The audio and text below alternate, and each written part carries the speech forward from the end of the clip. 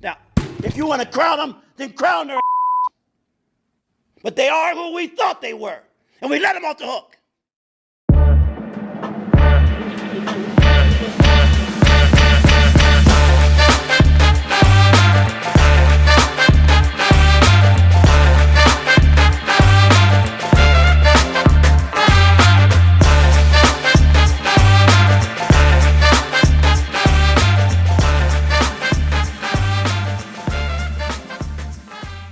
Welcome back to your Valley Sports Plug Live late night edition. It is Tuesday, June 23rd, 2026. I'm your host, Chris Patrick, joined tonight by my co-host, Michael Benjamin, and longtime Valley Sports Plug contributor, Niko, aka It's Neeks.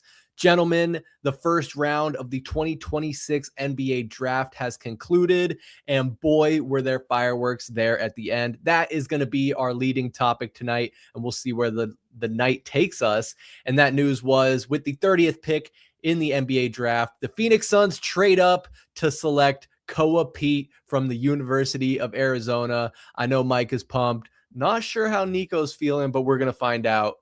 Gentlemen, how's it going? What's up? Gentlemen. The Phoenix Suns, I was just telling Chris before we started, they pulled me back in. They brought back the prodigal son of Koa Peat. I cannot believe this. I do have some thoughts. It's going to be a project, but I'm very, very excited. Niko, good to see you, man. Welcome back. Thanks for having me as always, guys. Hey, do we have to generally consider Perry as a powerhouse high school for basketball players in the Valley at this point? I mean, we're not talking small names here, guys, but I'm excited to be here. I'll be completely honest with you guys. I've been in a World Cup fever in my house. It's been nothing but international soccer games going on. Completely forgot the NBA draft was even happening until Mike texted me today. Tuned in, couldn't be happier that I did. The Suns at the last second, making a diving catch, as I would call it, and scoring Koa Peat. Man, it's going to be fun to see play out. I like that we took a risk at the end of the draft. That's all I'll say on that one for right now. Man, yeah, Perry High School, bro. It's kind of crazy considering that's like a newer high school in the Chandler School District. It was established 2007. So I guess maybe I'm getting old. That's like 20 years ago now. But we were talking about that a little bit last weekend when Alan Aladdin was on the show, and a lot of credit to Sammy Dwayne Jr. for the success of that basketball program. He has since stepped away. So I don't know who they got in there now as their head coach, if they'll continue to have that same level of success, because with the boundaries kind of opening up, I think they had a lot of talent kind of pour in there. Of course, you got some football as well in Brock Purdy, his brother Chubba, and I don't know if you guys remember this, Christian Zendejas, ASU kicker, also went to Perry High School. So I don't know, something about Chandler, Arizona produces a lot of good sports talent, and we love to see it. But fellas, we have to, of course, get into the topic of that first round of the NBA draft. Before we do, I want to invite anybody watching live or on the playback here on our YouTube channel, Valley Sports Plug, please like this video and subscribe to our channel. Follow us on our links in the description below. That's going to be mostly at AZ_VSP, Instagram, X, TikTok, and so much more. You can find the Valley Sports Plug links, Mr. Benjamin, It's Neeks, and myself, Christopher Patrick, all of our links down below. And please, if you can't catch us live, you can always watch us on the playback here on YouTube and on all audio podcast streaming platforms. That's Apple Podcasts, Spotify, anywhere you can listen to podcasts, you can find Valley Sports Plug.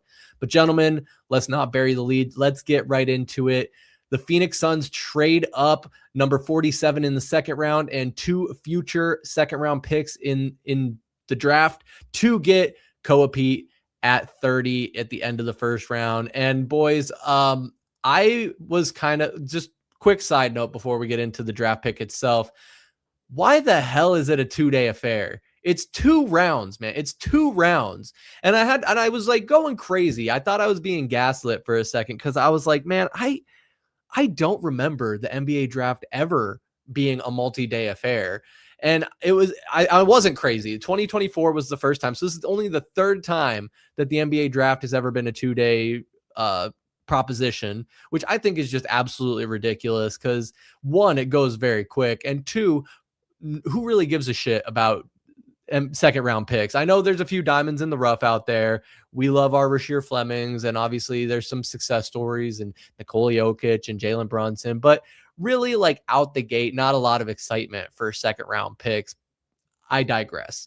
The Suns managed to escape having to draft in the second round and do sneak in at the end of the first round, taking University of Arizona product Koa Peat, who honestly kind of slid in this one. His draft stock kind of fell. Last year at Arizona, averaged 18.3 points per game, 7.3 rebounds, and 3.3 assists as a freshman. He's a little over 19 years old. So young guy. Mike, off the air, you called him a project. What is your immediate reaction to this pick by the Phoenix Suns at 30?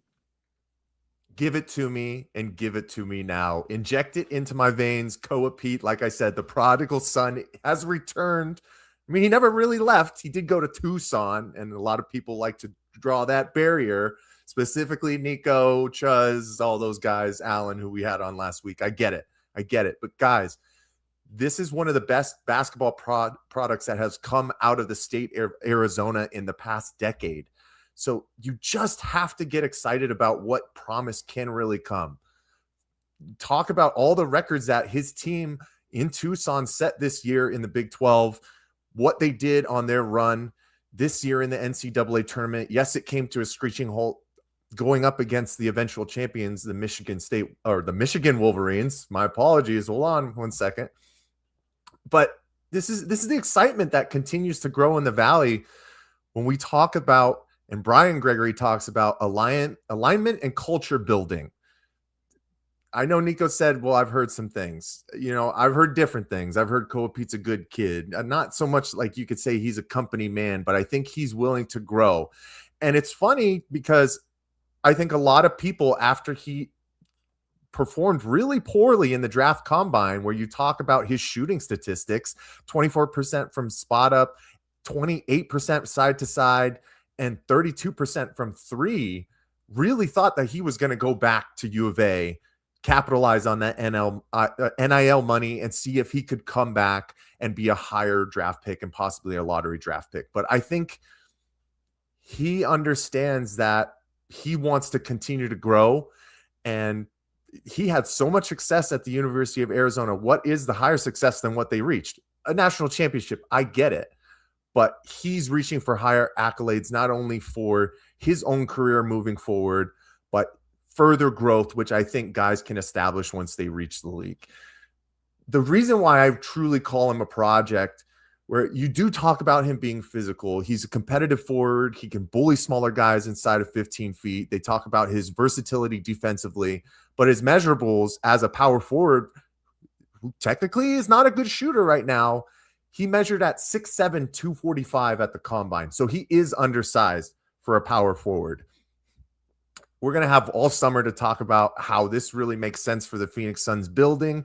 You already talk about a guy in Oso Ighodaro, who is another Valley kid who struggles to shoot as well at the power forward position. What does that mean? But for where the Phoenix Suns' hopes are to go, we know free agency is coming up. To take a risk trading up to the last pick in the first round to get the Valley kid and continue to grow what really is something to be excited about here in the Valley, I think it's a home run. Could he be a bust? Obviously, anybody can be a bust. But I'm ready to take that swing on this kid at number 30 any day of the week. Let's go, baby. Bring it to me right now. Like I said, inject it into my veins. Yeah, I was surprised because we were sitting on here last week and I was the first one to say, I don't expect the Suns to trade it back up into the first round. And if they do, it'll be between 25 and 30. It happened to be right at 30. Told Suns fans to tamper their expectations. But I don't think, even just a week ago, I did not think that Koa Peat was going to slide to 30. And I know that there was that talk of him being a late first to early second round pick. As Mike pointed out, he didn't have a great combine, but the hype around this kid was huge. And yeah, there's a lot of people who will say maybe he should have stayed at U of A for another year, sharpened his skills, increased his stock, but he took a gamble. And I mean, if he likes Arizona, which by all means. I think he does. He stayed here to go to college, which isn't always something that's said. Now, obviously, U of A good basketball school. They made it to the Final Four this last year, and he did decently. I mean, in the game against Michigan, maybe didn't show up in the way that they needed him to, but I wouldn't say he was the sole reason they lost. In that game, he had 16 points on 6 of 18 shooting,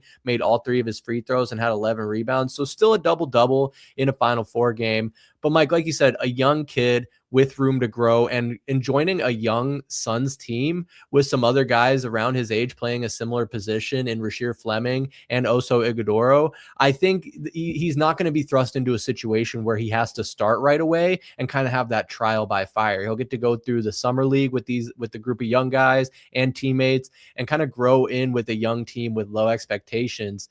Niko, going to pass it to you for your reaction. How do you think he slots in with those existing guys and cast of characters on this young Suns team?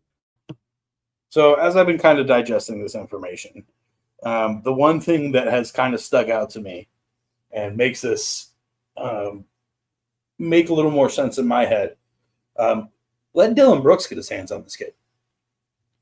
Let Dillon Brooks be the model for Koa Peat. Dillon Brooks, who's kind of undersized. Dillon Brooks, who was the man in college, but had to force his game to exist differently in the NBA, which I do believe we may end up seeing with Koa Peat. You may not see Koa Peat score the way he scored at U of A in the NBA. He may have to change his game to fit the NBA style a little bit better. His game may not translate perfectly. I think that it's going to be – Mike said it's a project. I think that's the best way to describe it. I think that this dude makes the roster this upcoming season. Probably. I think that there's a spot or two at the lower end of the bench. I don't see why not. I think the reason that this was such a risk for Koa Peat to go out into the draft is because he did do poorly in that draft combine.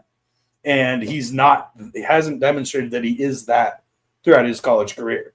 So the idea of Koa going into the draft, having the option to be drafted by the hometown team, fit into a system where he's not necessarily needed to produce and be a superstar right off the bat, I think that does a lot of things for him. I think that like I said, it's a situation where there's a lot of similarities between him and Brooks. Like, if you look at those Ducks Final Four teams that Dillon Brooks was on, Dillon Brooks was 1 or 2 in scoring. And Koa Peat is the same kind of deal at Arizona. Dillon Brooks really had to shape his game differently because he couldn't score like that in the NBA. He was undersized at the position he was playing. So I think that Koa Peat is a great mentee for him. And I think that Dillon's in the spot in his career where he can really take that and it'll push his game even better. Knowing that there's a kid just as good as Koa Peat on his tails playing his position. So just my thought, but yeah, that's where I stand. Mike, I got to ask you this because a lot of the immediate reaction that I'm seeing online is the fact that he is a hometown kid, born and raised here, stayed here to go to college, now drafted by the Phoenix Suns. Do you think that will give him a little more leeway as he develops into the player he's going to be and on this team, or do you think that just brings higher expectations overall? That is such a great question. I think that there could be still certain high expectations for Koa Peat, but Niko really pulled out some great points where you're not really going to be expecting him to be a starter just with what Oso Ighodaro did last year. It's obviously going to come down to if you can re-sign Mark Williams as well, what they do within free agency. So there is expectations just with the greatness that he showed during his time as a high school basketball star and what he did in Tucson last year, Chris. But we all know that the pros are a different level. DeAndre Ayton was a different scenario. He was the number 1 overall pick. Koa Peat is the last pick in the first round, who technically probably should have slid into the second round. But this was the guy that the Phoenix Suns wanted, and they didn't want to give up any opportunity to not grab him when he was still on the board. So I think it's kind of a mix. You're going to have those people who say, hey, once again, the Phoenix Suns are giving up capital to get a guy who might be unproven, a little bit undersized, has skills that he has to work on, But then you're going to have those others that say, this is a great swing. And you get to keep a Valley kid who has just been so notorious. Guys, we talk about what a skeptical it was last year when he was making his pick between ASU and U of A and some of those other schools. You know, the Valley wanted him and he went to Tucson. And now the entirety of the Valley gets to keep him. How can you not be excited about that? No matter what the measurables and the semantics and what this, that, or the other. This kid's a winner. He's won everywhere he has. And sometimes, even if the skill set isn't there yet, you give him pace to grow. But like Niko said beautifully, he can pair along with somebody like Dylan Brooks, continue to grow the culture back into the winners that we've known over the past 5 years. This is exciting, man. Yeah, and I think that's like the biggest thing that I'm seeing is just a lot of excitement online for this pick. And I think just the Suns drafting a player in the first round is exciting in and of itself. But to now have it be Koa Peat, a guy that the Valley is very familiar with, and a hometown kid coming home, it's a great story. And I'm very excited to see what he brings. Niko, I thought that was a very good comparison you made with Dylan Brooks and how he could, you know, somewhat be a mentor for young Koa Peat, along with this other group of guys who really seem to be very connected last season. I hope they continue to build that continuity, especially as, I don't know about you guys, I'm not expecting a whole lot of roster turnover. It sounds like there still are going to be some more shoes to drop in what they decide to do with Grayson Allen and Royce O'Neal and a few of those other odds and ends pieces. Before we move on to those other topics, though, Niko, I wanted to ask you one more question here as it relates to this draft pick. Last week, Mike and I were on here with Alan, and he talked about the Suns' history of some questionable decisions, and I think he called it poor asset management, specifically as it related to when we got Mark Williams and gave up 2 first-round picks essentially for him. In terms of this deal, where we give up number 47 this year and 2 future seconds, would you consider this move to be good asset management, or is it going to be like a to be determined depending on how Koa performs?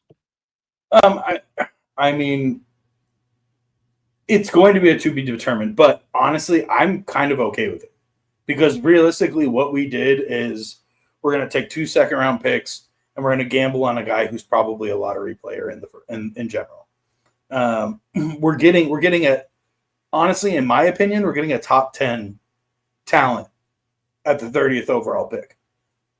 Whether that talent manifests and blossoms and turns into what we all think and know it could be, different story. But I think that GMs got really sheepish on a shitty draft performance, on a shitty combine performance, excuse me. And I think that the Suns are going to come out looking like bank robbers at the end of the day with this. Do I think that those second round picks aren't going to be anything for New York? No, they're picks, man. And they're picks, and they're, you know, like we said, second round players do exist. Jalen Brunson's, your Jokic's, like those guys do exist in the second round. But if I have a possibility to get, and I'm not trying to blow smoke up his ass because he did, let's be clear, gentlemen, he didn't go to Hamilton and he didn't go to ASU. So I'm really not trying to blow smoke up his ass. But like, if we have the option to have a generational talent and a generational talent out of Arizona, marketing wise and team wise, it makes too much sense not to take the risk. Yeah, hard to disagree with that. Personally, I'm not a big believer in second round picks. Obviously, we've pointed out the players that have become successful. And if you're going to be drafted within the first 60 players, you're going to be a good basketball player. NBA is the top tier, the cream of the crop. So the guy who gets drafted and never sees the court is better than the person you grew up playing basketball with. Like, it's just, was it Brian Scalabrine or someone like that? He said, "I'm closer to LeBron than you are to me." All time. That's an all-time quote right there. But speaking of players being drafted, we're going to kind of start at the end and work our way back, I suppose. The reason for the late start obviously being is we were waiting for the results of the draft. And then that major news that happened at the end kind of shook things up and put us on our heels. But we had to go live, had to talk about this draft as a whole. So going back to the beginning of the draft, again, I keep talking about our stream last week, and it was a good one. So after you're done watching this on the playback or live, go back and watch VSP live from last week. Had a really good conversation with Alan Aladdin, getting into a lot of these similar topics, so you can kind of see if we were, predicting the future or not. But looking at the draft and how it shook out, and I bring up last week because it was pointed out that this is one of the most talented draft classes we've had in a long time, and really can't miss on any of the lottery guys. They're going to be able to contribute pretty much right away. But looking at the top, the Washington Wizards did end up taking AJ Debonsa from BYU, the forward who was bounced with BYU in the first round of the NCAA tournament. Didn't exactly show out, but on the season as a whole, last year as a freshman, 26.5 points, 7.1 rebounds, 3.8 assists, widely considered to be the most talented player in this loaded draft class. Now, there were conversations about fit and the other two names here at the top in Darren Peterson and Cameron Boozer, who were taken 2 and 3. Darren Peterson by the Utah Jazz, guard out of Kansas, and Cameron Boozer, son of Carlos Boozer, the forward out of Duke, taken by the Memphis Grizzlies. So, Mike, I'll pass it over to you first. What did you think of AJ going first and the top 3 picks overall? I think it made sense, especially with what the Washington Wizards just did in signing Trae Young to just an absolutely ridiculous contract. What was it, 4 years, $212 million? You need a forward to pair alongside with Trae. Trae is undersized. Darren Peterson is going to demand the ball with the Utah Jazz, and he's a guard too. So that just made sense. You always have to take with a grain of salt the team success for these guys. It's kind of similar to quarterbacks that are drafted, Chris. You know what I'm saying? We talked about with Brendan Sorsby. He's a toolsy guy, but didn't see success at Cincinnati. But let's stay on the NBA draft here. Top 4, chalk. Think everybody kind of expected as the weeks went on that AJ would go first. Then Darren, just because he was in the mix, and we know that he only was going to have a visit with the Washington Wizards because his camp was adamant about him going first overall. Then Cameron Boozer, Caleb Wilson. Keaton Wagler was a little bit, I think, of a surprise because a lot of people thought that Acuff Jr. could go there just with the incredible scorer that he was. But once again, we're talking about fits. Darius Garland is a smaller guard. It didn't make sense for Acuff to go in there with him, especially as Darius Garland is on a max contract as well. This was a fun draft, guys. One of the funner ones that I've watched in a while, to be honest with you. A bunch of schools had multiple guys go. Houston Cougars had 2 guys. Connecticut had 2. Then obviously the national champions, Michigan Wolverines, had 3 guys go in the draft lottery. That was awesome to see. And then I got to also shout out my, Mexican lineage. Kareem Lopez, drafted number 21. The very first Mexican-born player ever drafted in the first round for the NBA draft, which is awesome to see. And I think he was the second Mexican ever to be drafted, which is awesome to see. I don't want to take up all the talking points, but I do have to say this. I got to talk on Darren Peterson for a second. It seemed like we said, he was so adamant about being the first overall pick, but apparently Utah went and visited him in Ohio since he had declined a workout from anybody else from Washington. And then he said he was ready and wanted to be a part of the change in Utah. It just made me laugh. Everything that happened with this kid at Kansas was kind of a joke to me. He's a talented player. If he can keep his head on right, you're probably looking at a guy who can have multiple all-stars, but I just don't know if he's that guy. So once again, the Utah Jazz in back-to-back years with their top picks take 2 guys who don't really want to be there. It's just a couple of teams that are just going to be, Utah Jazz going to Utah Jazz, Sacramento Kings are going to Sacramento Kings, even though Bobby Marks thinks they just hit it out the park with what they did. But before I take up all the talking points, I'll pass it over to Niko, man. What'd you see in this first round? What are you thinking of? For me, like you said, AJ was pretty cut and dry. I think for me, that was pretty cut and dry even last summer. Going into the NBA season, we kind of had a feeling, unless something drastic happened. Darren Peterson is a very interesting piece for me. I love guys that are a little scary. I like my guys a little. I need a screw missing slightly, and Darren Peterson seems to have that because I think that makes them a better competitor. I think if you're just a bit crazy, it makes you a little bit more of a better competitor. I don't know. I like him a lot, but I do agree with Mike. He has to keep his head on because if the shit that happens in Kansas and him not taking any kind of workouts to anybody else. I know that that's like a really cute prima donna thing to do, but like, it's not going to matter once you're in the league. Guys you'll literally flare out in a season and a half. It's not going to matter. So I hope that he's got his head on straight. Cameron Boozer to Memphis. God bless him. That organization is a rolling dumpster fire waiting to be sent to Seattle. I honestly it's good on you. God bless. Yeah, man. Mike said it was an entertaining draft. I did not, like I said, expect the Suns to come in at 30, make the splash. I did not. Honestly, I kind of didn't expect Darren Peterson to go to Utah with all the shit. I kind of thought that he would fall a little bit farther than that. But I guess talent is talent, and Utah likes a little crazy too. I do got to say, man, shout out Utah because they do suck, but the rebrand is unreal. Their jerseys are so absolutely sick. This is kind of the aim that the Suns did, which was taking the retro and bringing it back in a more modern feel. Not the point of this conversation, but I just, it catches my eye every time I see it. So yeah, man, I really like what happened in the draft. It's gonna be interesting to see play. I am excited to watch AJ and Trae Young. That I think is gonna be a fun little combo. Watch play out over the next couple of years. So yeah. And I will also say, for all the flack that Utah got last year for their very blatant and obvious tanking maneuvers,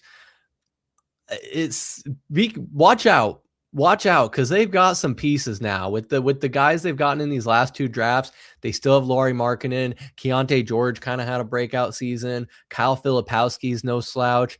And you got the veteran leadership of Kevin Love. Am I seeing this right? Kevin Love is on the Utah Jazz. I can't believe he's still even in the league, if we're being completely honest with you. But yeah, I mean, I'm not saying the Jazz are going to make a playoff run next year, but they're not going to be bottom feeders anymore. I think they're going to start turning the corner. And Niko, I totally agree with you about the jerseys. Like, I love, like, they say with fashion, like, trends come and go, and like we're, kids our age, I guess we're not kids anymore, but people our age are getting roasted because we wore the skinny jeans and then the tight jeans, and now the skinny jeans aren't cool. I don't know if I just learned this recently, guys. Skinny jeans aren't cool anymore. So, Mike, you were even telling me that the short shorts are no longer cool. It's the long shorts again, right? Yeah, catch up with the trends, Chris. The 90s is coming back. Everything. I mean, these kids are wearing like bell-bottom pants nowadays. And the only reason really I know that is because I still work at the Y. There's a bunch of kids there. And some of them, like that, there's some kids that work there that are in high school. But yeah, I love it. Rebrands happen. They come and go. It's cool to see, but hey, I don't care. I'm going to wear my short shorts when I play basketball because it's what works for me. I don't care. Screw them all. I don't care. Yeah, no, absolutely. And I've embraced the short shorts as well. It feels nice. It feels nice. Now, granted, I was like, when I was a kid, like middle school, high school, you wouldn't catch me with a pair of shorts above the knee ever. So I get it. I get where they're coming from.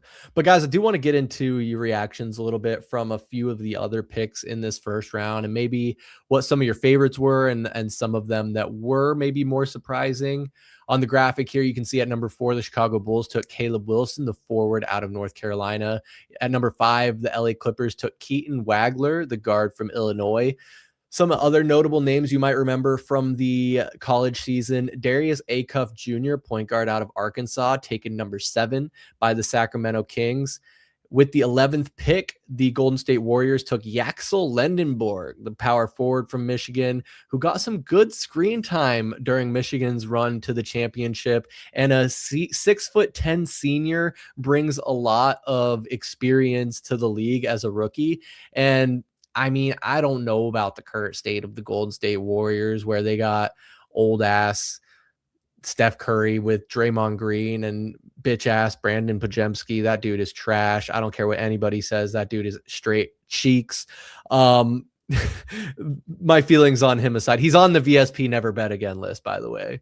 Brandon Pajemski, never bet on him, because he'll either give you 30 or he'll give you 13 and nowhere in between, and he will blow your parlay every single time. I'm going on tangents, guys. I'm going on tangents. Last couple of picks I'm seeing here, Mike, you already mentioned Karim Lopez going 21. Jaden Quaintance, a familiar name, started his career at ASU before an injury, transferred to Kentucky. I don't think he played a whole lot, to be honest with you, but he's a very athletic 6'10" power forward / center at about 250. So got some body on him as well. And I'll just throw one more name out here. How about Cameron Carr, shooting guard out of Baylor, son of Chris Carr, former NBA player and Phoenix Suns draft pick, we learned this evening, going to the Lakers. So we may see him eventually down the road. But Mike, I'll ask you this first. Out of these other picks we haven't yet gotten to talk about, are there any that stood out to you as potential game changers or anything that surprised you? Now, I don't know if it's a game changer, but obviously the other Arizona Wildcat, Braden Burry, is going 10 to the Milwaukee Bucks, is a big one for me. I think he had an absolutely stellar second half to last season. He ended up leading the team in scoring. I think he's exactly what a rebuilding Bucks team is going to need. And I know we're going to talk about the Bucks here a little bit further in depth, obviously, with the Giannis trade. But those are always kind of tough scenarios to see because, you know, was kind of fond of what Braden Burry was able to do for the Wildcats last year. And now he's going to a place that's probably going to be in turmoil for a couple of years, losing a lot of basketball games. Is he going to have the mental fortitude to get through that and be a piece that takes Milwaukee to be another good team? Because Giannis really had the Milwaukee Bucks for the past 8 years as perennial contenders. You could rank them on the higher or lower end. They were always had to be talked about. You touched on some other guys, Chris, that really, I think I'm very excited to see what happens with Cameron Boozer going to Memphis. How does he pair with Zach Edey? We know that he's a playmaker who can really get some guys involved. And as another guy who may be a little bit undersized for the power forward position, I don't know a lot how much winning the Memphis Grizzlies are going to be doing, but they're going to be exciting. Zach Edey just has to stay healthy. I like Cedric Coward, exciting young player going into his second year. But then what is this team going to look like further when Ja Morant is eventually traded? Like, it's just going to happen. I think Ja's time with the Memphis Grizzlies is done. But the number one pick on my board here, guys, who I think eventually could end up being the best player out of this draft, it has to be Caleb Wilson, the 6'9" forward out of North Carolina. Another UNC guy going to Chicago. We know that lineage from the 1980s through the 90s. He's a scorer. He's stellar. He has the size. He was injured. He had a bunch of hand injuries towards the end of the year, but he's good to go. And with what the Chicago Bulls are doing, Nick Claxton coming in, Josh Giddey having a great year last year, them getting younger and them moving through their rebuild, I think Caleb Wilson is the perfect guy who will be a perennial all-star, 20-point scorer in this league. I think that's the pick to watch out for. There's certain markets, man, when they're good for the NBA. And when the Chicago Bulls are good, it is great for the league. So I think this is a home run pick by them. But Niko, what do you think? What caught your eye? I got one player and one player alone, gentlemen. When we were kids, something happened. And a rather large, foreign, unheard of basketball player came into the league. He goes by the name of Dirk Nowitzki. Now, this German lineage has continued on in the NBA. There have been a long list of big Germans. Daniel Tice. None of them have been Dirk. My friends, I give you Hannes Steinbach. The forward out of Washington. Dude averaged 18.5 points a game for Washington. 11.8 rebounds, almost 2 assists a game, a steal and a block. we're talking he's shot about 34% from three. We can work on that, boys. We can always work on the outside shooting. 34% is not a bad marker. I personally, I love when a German player comes into the league because it doesn't happen often. It's like once every like 5 years, just a large Germanic player shows up in the league, and then it's for me as a kid. I always remember my mom pointing out Dirk and saying he's German, just like So you tend to flock towards those picks. So when I am watching the draft, I see the name and I go to Instagram and I check NBA Deutschland, and it's the first thing on the page, gentlemen. It's wonderful. I love to see it. I hope I don't, like Mike said with Memphis, don't know how much winning is going to happen in Charlotte. I know they were make good things happen this year. Nothing good happens in Charlotte for long. That's just what happens for the Hornets. It doesn't happen for long. So maybe he can come in there and push the tide and push that team into more playoff appearances. But that's where I am. Hannes Steinbach. It's funny you mentioned that, Niko, because I didn't know anything about this kid. So I just start rapidly Google searching him as soon as you said that. Make the Dirk comparison. They are from the same city in Germany of Würzburg. I'm sure I mispronounced that. I can't even pretend to try and do a German accent, guys. Let's not kid myself. But man, I will say there was a good amount of representation of the international players, which is what we expect. The game is fully global at this point, and it's interesting. I was thinking as we're kind of talking through this draft, this is almost like the complete opposite of what the 2024 draft was, where you have basically no generational talent as far as I can identify. Stephon Castle, if you were to redraft, might have gone number 1 overall. But you look at Zachary Richesher and Alexander Starr, like those guys are international guys, but really haven't made an impact on their respective teams. And flash forward to today and the 2026 draft, and you just hear up and down that this not only is the most talented draft, but like people are not lightly throwing around the term generational talent. And it's exciting because as we see LeBron gearing up for his final season in the league, Steph Curry winding down his career, and a lot of the old guard changing hands. I mean, KD is right behind him on his way out. We have to start to ask ourselves what the future of the league is going to look like, even past the current stars like Giannis and God damn, I can't remember his name. It doesn't matter. Just the guys that are at the top and leading the charge today. Again, it's going to be interesting to see where these guys land and how they really shape their teams in the future of the league. Yeah, Mike, any last thoughts on the first round of the draft so far? I think the only last thoughts I have, which I probably should have led off when you kind of brought up the draft, Chris, is they have it on separate days because you know why. That good old-fashioned ad revenue, my friend, and it ain't changing anytime soon. It was funny because when we were prepping this stream, I was like 2.5 hours, 30 picks, easy. That'll be done. Draft started 5 p.m. Mountain Standard Time. We'll get started 7:30. No chance. 3+ hours later of the first round of the NBA draft, we still got 30 more picks to go. But I'm excited. I don't know if the Phoenix Suns really are going to be making any further moves in the second round. I was just looking again. This trade for Koa Peat is way more lengthy in moves than we realized, guys. So technically, the Knicks traded their number 25 pick, Sergio Dallara, to the Mavericks for Koa and 2 second-round picks. And then the Knicks went and traded Koa to the Suns for three second-rounders and cash. So it's a different trade than we even realized. So I think the Phoenix Suns are done making moves. They got their guy. We already know how much draft capital we don't have. So I don't know if they're trying to stretch even further than 2030. I don't even know if they can, but we'll still be very excited to tune in and see how these teams continue to, move around in success. And yeah, I'll be watching what the Knicks do tomorrow. They have 3 second-round picks tomorrow. What the hell are they going to do? That's crazy. They're going to reload for another title run. They're rebuilding the city and they're reloading their basketball team after that parade. Had a coworker actually out in North Carolina. He drove up to New York and said it was the craziest thing he's ever seen in person.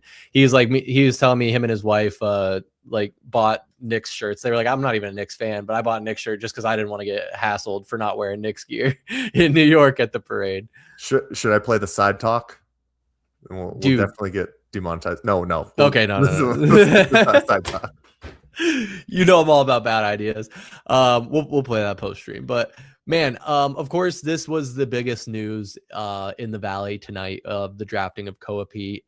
But when it comes to big news in the NBA as a whole, this draft didn't even scratch the surface. Long-awaited move finally happened yesterday, and for me, I think it was a little lackluster, and I'll share my thoughts on it. But of course, it was former Milwaukee Bucks star and franchise player Giannis Antetokounmpo being traded, which had been long rumored, a lot of speculation. This was the biggest move of the offseason, but he is headed to Miami for a massive haul of players and draft capital. It was Tyler Hero, Kel'el Ware, Jaime Jaquez Jr., Kasparis, Jakasonis, and multiple first-round draft picks heading to Milwaukee for Giannis, who will join Bam Adebayo. Who else is left on? I think it's just the two of them. I think that's all they have left on the team, right? No, they still got some guys left. I think Bobby Portis looks like was also a part of this deal. He's heading over to Miami. So they have at least 3 players out there. But Niko, man, this was the news breaking last night all over the internet leading up to the draft. What do you think? Was this the best landing spot for Giannis? Here's the thing. Giannis is such a tricky proposition that I don't know where the best landing spot for Giannis would have been. Do I like him in Miami? Yeah, I mean, like I do. I saw the roster. You got Norman Powell alongside of him. You got Bam Adebayo. I think that there's going to be enough there to facilitate a run in the Eastern Conference because, let's be honest, the Eastern Conference is not great. It's fucking not. And it hasn't been forever. But that's why basketball is better when Chicago's in the playoffs, Michael, because the Eastern Conference feels a little bit stronger. I don't know, man. Do I think that Giannis is going to step into a Pat Riley system and say, what the fuck is this? Yeah, I do. I think that the first time that Giannis gets ran until he throws up, I think that that's going to be, I think that Giannis might have an issue with that. Do I think that Giannis might come out a different version, maybe a little more cold-blooded version? There is that possibility too. We've seen what Pat Riley does to guys. I mean, Dwayne Wade gives Pat Riley a lot of credit for Dwayne Wade's mentality as a member of the Miami Heat. So, I don't know. It's that Miami Heat work ethic that concerns me because Giannis doesn't strike me as the guy that not that he doesn't work, but it's a different brand. We're talking about literally, I said it already, but guys throwing up until they puke. Do I think that or guys running until they puke? Do I think that roster contextually, the setup in the division, do I think that all looks great? Hell yeah. But how many times have we looked at Milwaukee's roster centered around Giannis and looked at the pieces and been like, oh, Milwaukee's going to be something. And then we're 25 games into the season, we're talking about firing a coach, So I don't know. Giannis is such an oddball to me because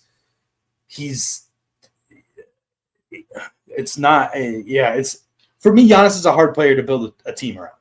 I don't know if I would go out on a risk to build a team around Giannis. I know it's a hot fucking take statistically and all that kind of shit, but Giannis isn't. You look at Devin Booker, he demands the ball to shoot the ball.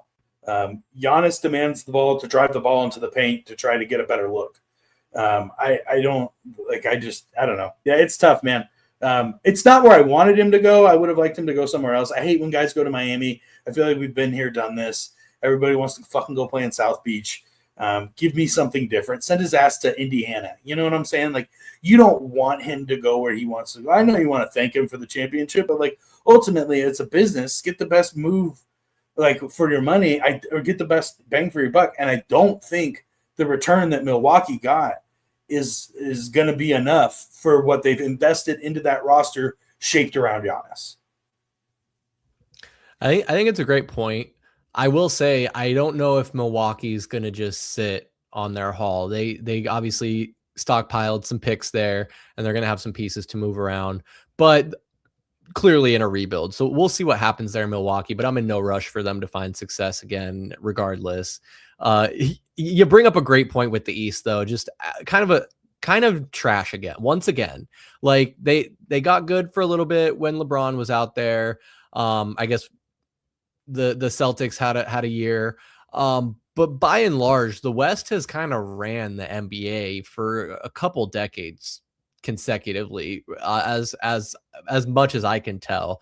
With this move in particular, I don't see Miami really like being that scary of a team, and that could be the hot take.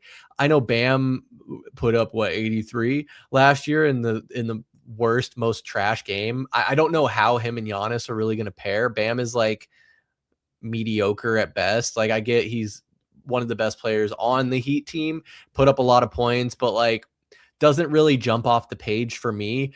There are some younger pieces on that team still, like Mike, you mentioned Norman Powell. I do like Pelly Larson, the young guard out of the University of Arizona. I think he shows some promise as a role player, but I don't know. They're still paying Andrew Wiggins a whole bunch of money to be mediocre. Mike, to me, it just seems like the Heat are a big ball of mediocrity plus Giannis now. And Giannis is no spring chicken, Mike. He's past his prime as far as VSP Tallman would tell you. 31 years old would technically be past your prime, right? And he's getting paid a whole bunch of money. He signed the 3-year, $186 million veteran extension. That kicked off this last season, but $62 million annually to any player is a lot, guys.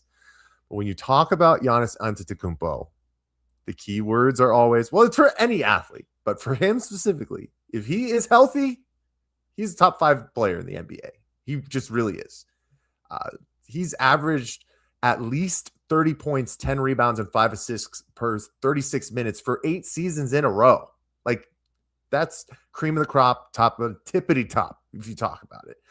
And as far as for Miami, I think this swing makes the most sense in regard for trying to garner a high profile guy to come in. You talk about how their struggles of late over the past couple of seasons have really been offense. They've only finished in the top half of the league in offensive rating 3 times in the past decade. And Giannis led the Bucks to top 7 offenses in 6 out of the last 7 years. But I'm very interested to see how this is going to work with Bam Adebayo. I mean, is Giannis even really, do you consider him a center? I don't know if I do. And Bam is technically their center, but he's 6'9". He's one of the more underrated, you could say, but truly undersized listed centers in the league. But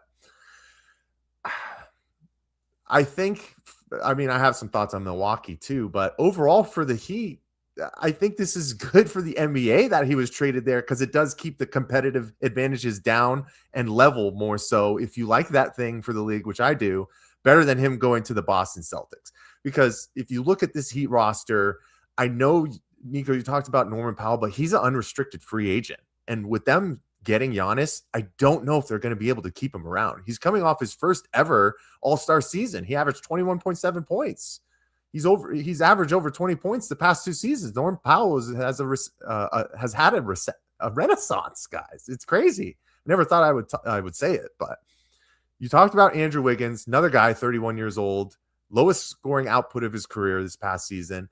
I like Davion Mitchell. He had a breakout, after leaving Sacramento, but then it's just a bunch of young guys. You got another Arizona product in Pelly Larson, who had a 2nd-year jump. Simone Fontecchio, he's 4th season out of Italy, played 70 games. He's just a solid contributor, 8.5 points. I don't know. Bobby Portis going into year 12. Nikola Jovic going into year 5, hasn't played more than 47 games. Like, you just have to really pencil in Giannis having major injuries every year at this point, because that's been the track record of him. And if he can't stay healthy and with their cap space going to be in literal hell, yeah, this team is going to be like a 500 ball club, maybe 50 wins and then losing in the second round. Just they don't have the roster for it. But overall for the Bucks, this pick or this trade, even with the haul, I think makes the most sense comparative to what the other trades were for Boston. I know people like Jaylen Brown. He's a previous NBA Finals MVP, but does he really fit a rebuild? I think he wants to go to Atlanta where they're just a few pieces away. Would you have taken, I don't think Peyton Pritchard would have been on the block. You would have got guys like Jordan Walsh, maybe Derek White on this, tail end of his career as well too. But the Bucks finally recognize that they truly are going into a rebuild.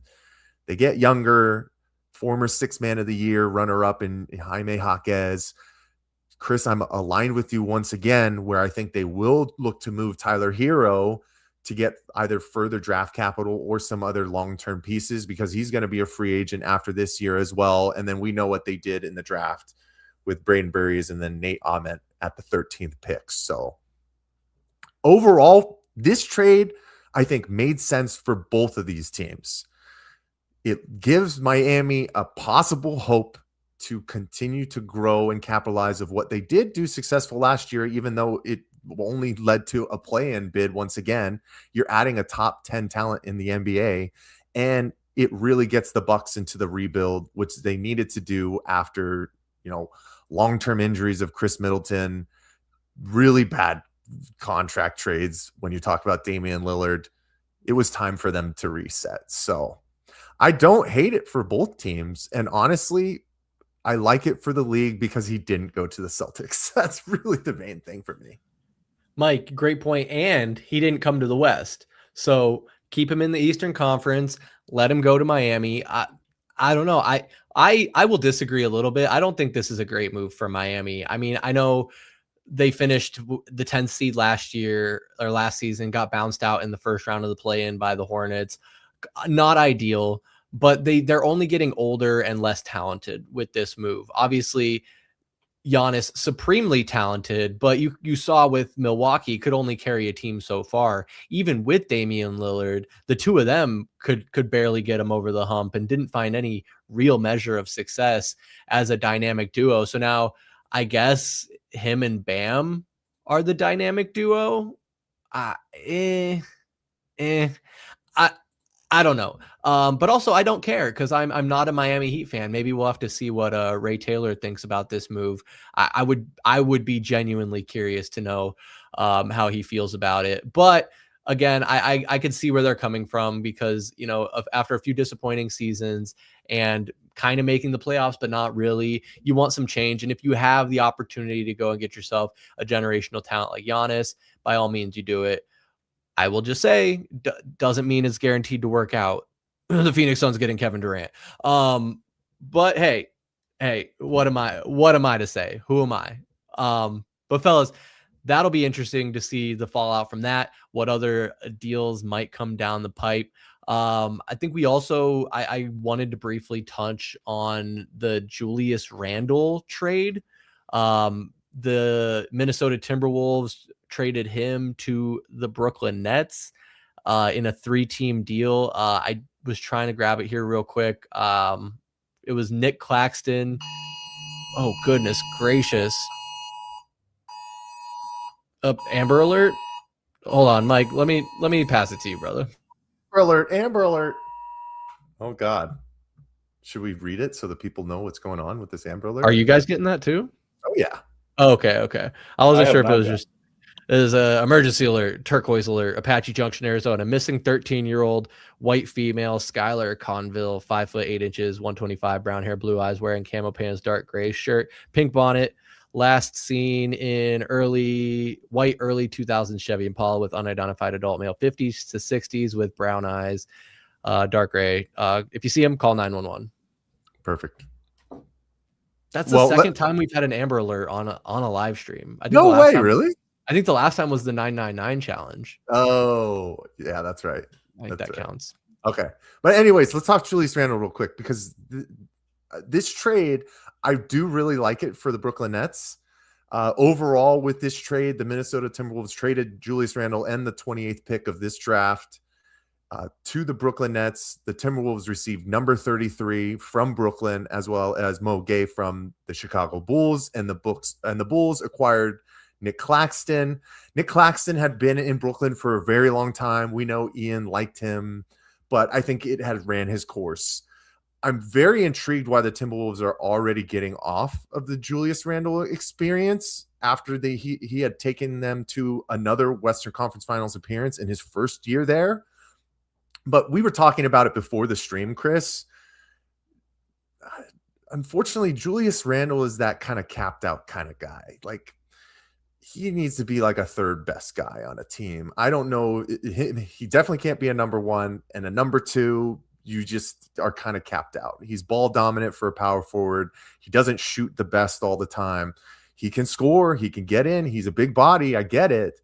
But that's why I think it makes sense for the Brooklyn Nets to go off of this, because they have a lot of young pieces. They've been in the depths for a very, very long time. So they're trying to take those incremental steps. And you can even talk about what Julius Randle did in his time with the New York Knicks. He got them to that next level with Tom Thibodeau. These are like the culture builder kind of guys that get you to those upper echelons. So it makes sense for the Brooklyn Nets to go and get somebody like Julius Randle.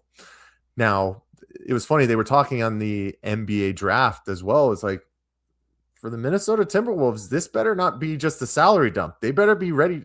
This better be a move to make a huge free agent play to pair another superstar along with Anthony Edwards, or he is going to become disgruntled very fast, and he's going to want out of town very quickly. So they better be careful. Overall, it's summertime moves. Does it move the needle that much for the Brooklyn Nets? Does it get them into playoff contention? Possibly. Obviously, depending on their young players getting better, we'll see. But this is very intriguing from a Timberwolves standpoint. I don't know. Did you guys see? I think Jaden McDaniels was like hiking in Hawaii, and some random dude came up to him, and he was like, "Hey, they traded Julius," and he looked not very thrilled. So Minnesota's going to have some work to do. Yeah, yikes. I mean, Timberwolves were another one of those like meddling teams I think they were in the Western Conference Finals just a little over a year ago. Came up short a couple times, came up short this year as well. So clearly they felt like they had to go in a different direction. Mike and I were talking before the stream, and I was like, man, there's a reason that he's on the move again. He famously went from the Knicks to the Timberwolves in exchange for Karl Anthony Towns. And so now finding him back in New York, just the other side of the city there in Brooklyn. But yeah, dude's getting paid a lot of money. I think he's going into the last year of his contract. Or 2 more years maybe. He has an expiring contract of sorts. But man, Niko, the Nets only 20 wins last season. Does this really make sense to swing a move for a guy like Julius Randle, and to what end? Yeah, the entire time when I saw this move, thank you, Wrigley, for laying down right now. When I saw this move, it kind of felt like the Will Smith meme where he's like in the house and there's nobody around him. Like, who the fuck is with Julius Randle in Brooklyn? And what makes Brooklyn think that they're good enough that not all they need to do, but acquiring Julius Randle is a piece to the puzzle? Like, we're more than a Julius Randle away from where the Nets need to be. It's Julius and like the dude that works 3 days at Lowe's down the street, and the guy that does the popcorn sales outside of MSG, and like they're all coming together and they're all going to play. Like, who the fuck is on the Nets? Like, I feel for Ian because he has to watch the Knicks march down the streets that he calls his own, and the Nets are out here being, a little kind of like planking at Ed and Eddie. We're not like having any kind of sense of brain here. Like, we just decided that, like, you know what it feels like? It feels like somebody who is a giant fan of Julius Randle turned on 2K, and they were like, I'm going to trade him to the Nets, and we're going to win a championship, and he's going to win an MVP, and he's going to average 45 points a game.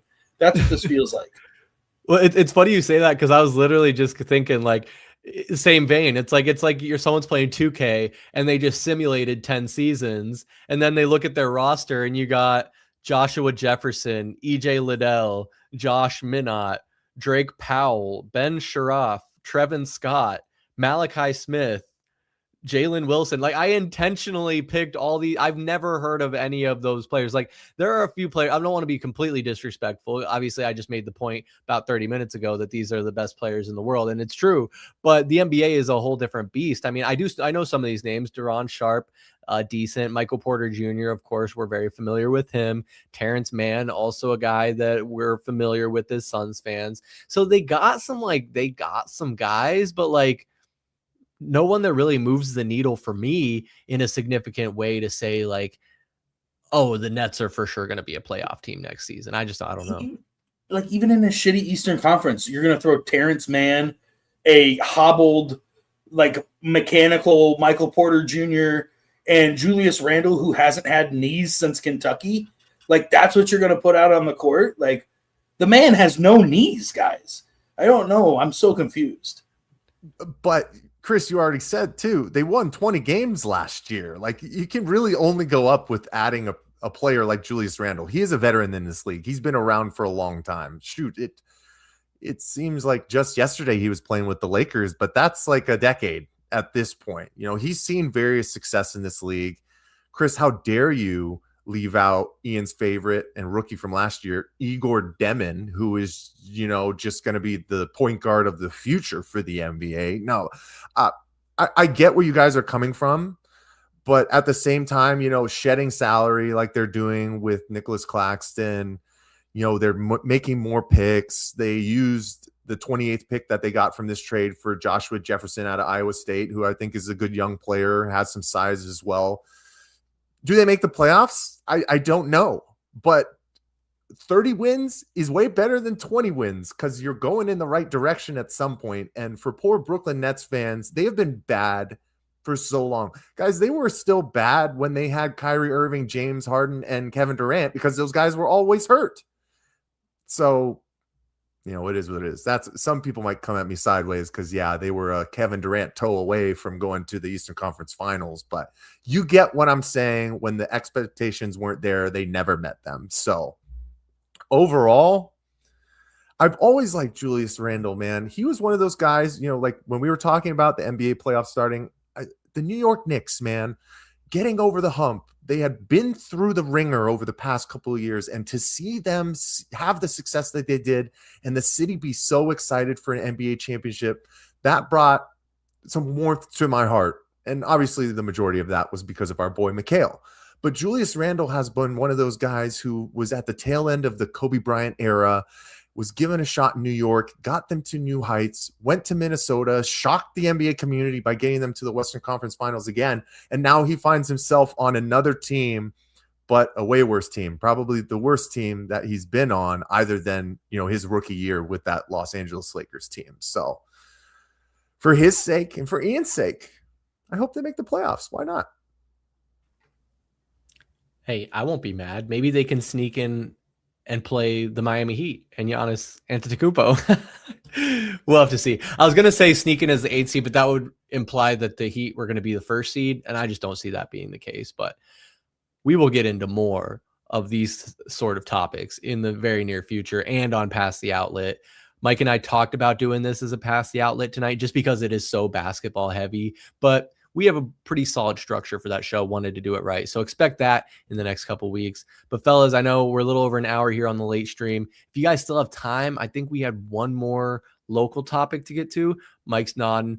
I think Niko's going to be forced to stay, but that's perfect because I think you'll be excited to talk about this because you are wearing the Suns hat. We had some news come down over the weekend. Haven't had a chance to talk about it yet. The Phoenix Suns have secured 2 guards and their services for next season.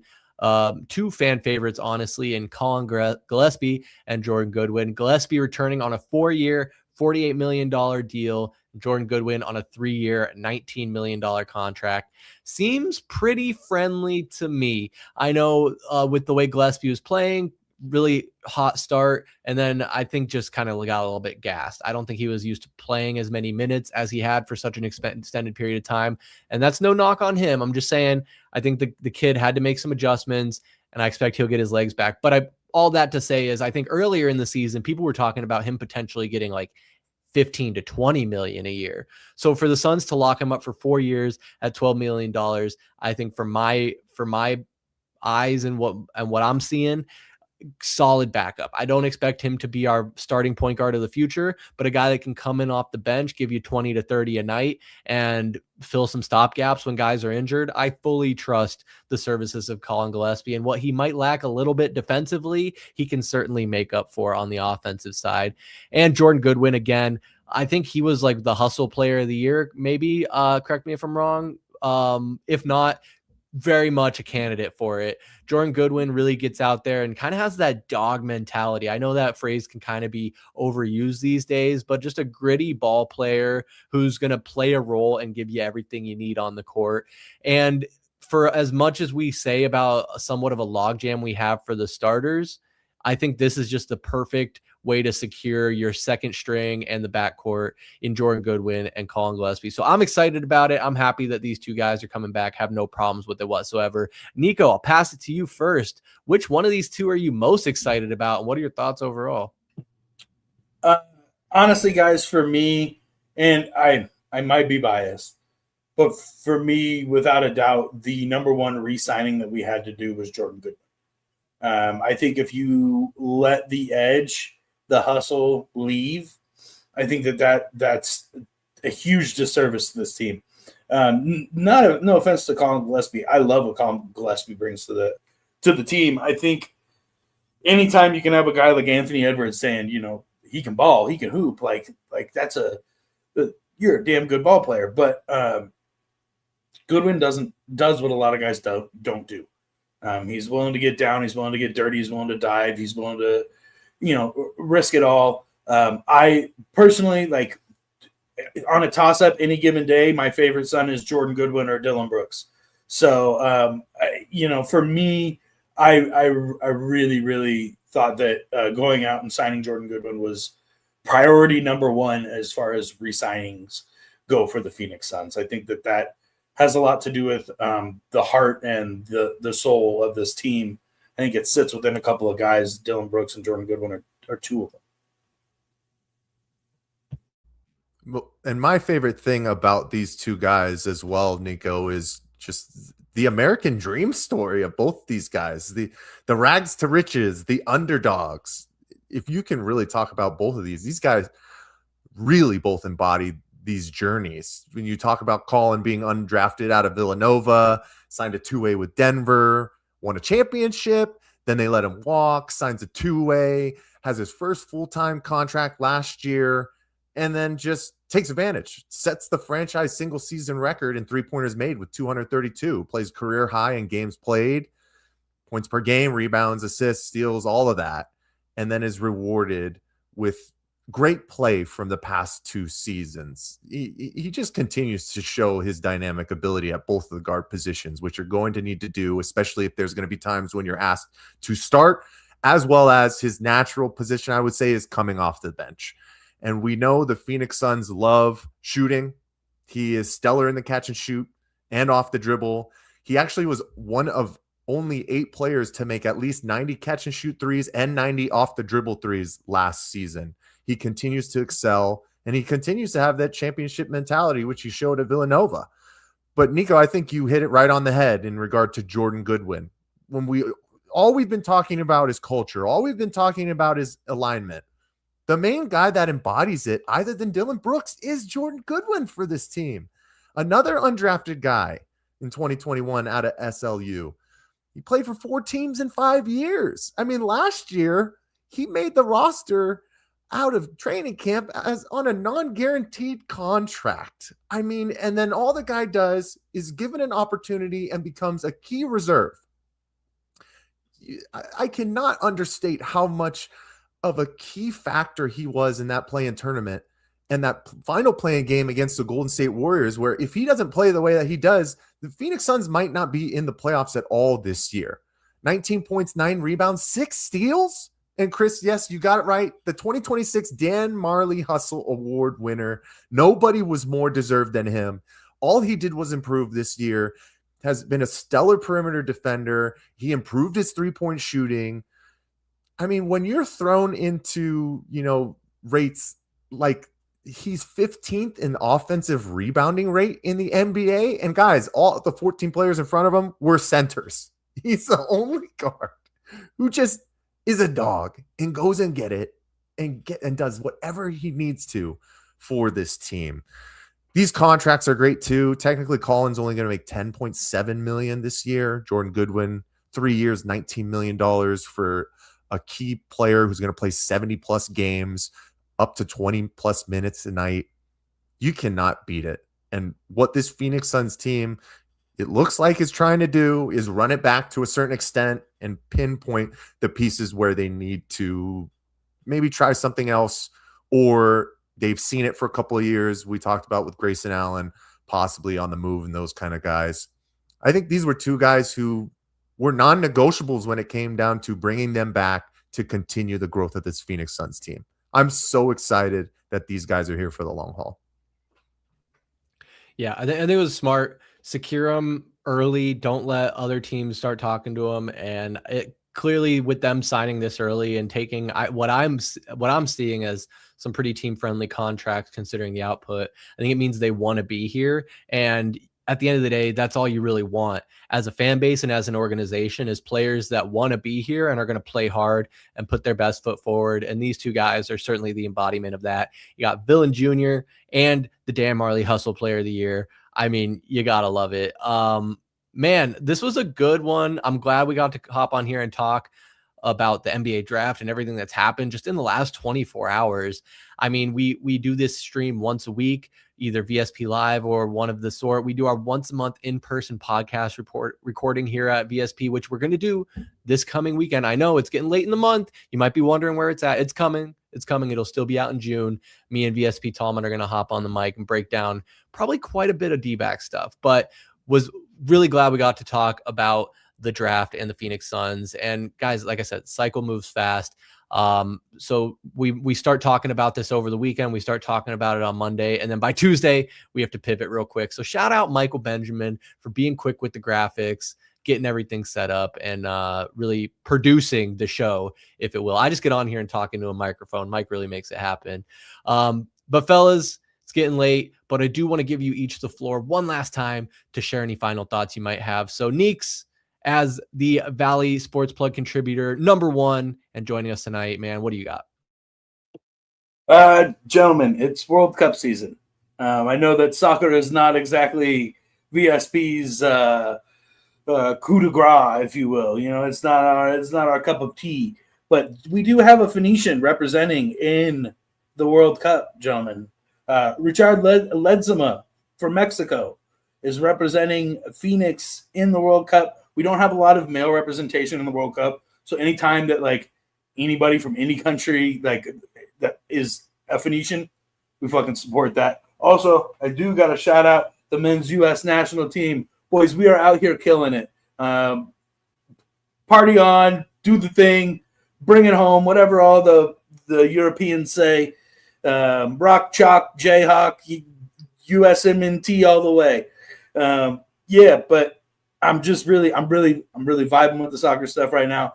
It was cool to see that we had somebody from the Valley there, so I just wanted to shout out Richard Ledesma. Also wanted to shout out my little brother. You don't know ball if you think Ronaldo's better than Messi. Step up to the table with a bad take like that again, and you'll get taken down. Love you guys.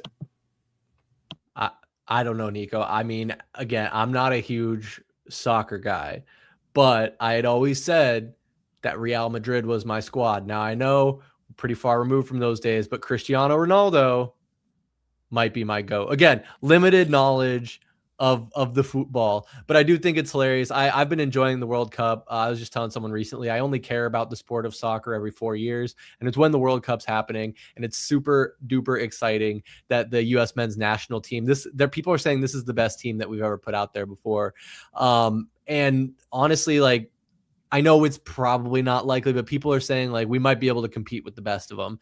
And I hope that in my lifetime, we being the United States of America win a World Cup, because the memes will be absolutely spectacular. It'll be the classic arrogant American telling the rest of the world that it will now be known as soccer for the next 4 years and that we own every other country. I don't know if it's going to happen this year, but I'm enjoying the ride through 2 games and being confirmed making it out of the group stage. So great call out, Niko. But Mike, enough of the soccer talk, man. What do you got? No, not enough of the soccer talk. Messi just set the FIFA World Cup record for most goals scored ever. Chris, what are you talking about? Goat. No, my goat is Pele. I mind you. Okay. All right. Don't get it twisted. Gentlemen, tonight took a very, very unexpected turn. As I was sitting here getting everything ready for the stream, putting the graphics together, of course, the Phoenix Suns had to trade for the last pick when we were about to go live and bring the prodigal son to Phoenix back from Tucson. I cannot believe it. I cannot wait to continue to talk about this, get deeper into it on PTO, and continue to grow with the Valley. Man, it's fun. It's fun being a sports fan. That's really all I got. I appreciate you guys as always. Chris, take us home, man. Yes, sir. And it's funny because us, getting a little older, we're talking about Messi and Ronaldo and Pele, but give it another 10 years and it'll probably be Kylian Mbappe is the GOAT, because that kid, through his first 16 World Cup games, he has 16 goals. That is just absolutely crazy, averaging a goal a match. And I mean, shit, he's now two behind Messi. I don't know, man. Maybe we'll talk soccer. Mike just got out to a Phoenix Rising game a couple weeks ago. I don't know if he had the most fun, but he was out there. Yeah, guys, I just love getting on here, talking sports with you, talking the Phoenix Suns, the draft, and so much more. We didn't even get to some of the biggest news, like how terrible the Arizona Diamondbacks have been. The NFL will not hold a supplemental draft, and therefore your Arizona Cardinals will not be drafting Brandon Sorsby. He'll have to wait until the 2027 draft to enter the NFL. Man, plenty more to get to, and I expect Tallman and I will get into that all this weekend, possibly next week on our live stream. So make sure you like this video and subscribe to our channel so you can stay up to date on everything Valley Sports Plug. Follow us at AZ_VSP on Instagram, X, TikTok, and so much more. All of our links are down in the description below. But for Niko and Mr. Benjamin, I'm Chris Patrick, and we'll see you next time. Peace.